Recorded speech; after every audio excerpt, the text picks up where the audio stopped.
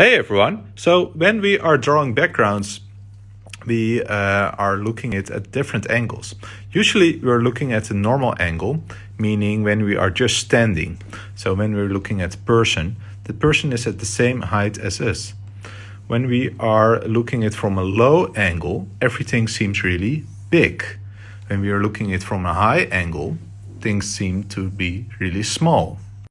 That's why it's useful to draw learn to draw objects from different angles. For example, learn to draw a can in different angles. When we are standing in front of an object, like here, the object just seems straight.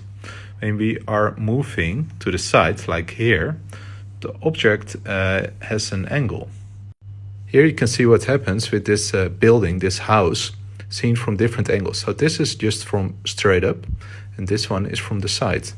Here we see this, and from straight up we see this. So at least learn to draw a normal shot, low angle and high angle, as you can see here.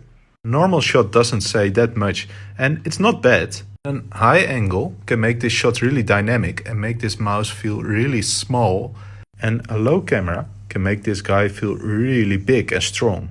Or a tilt camera make this car being really fast. Check out this ebook and video for more tips about composition.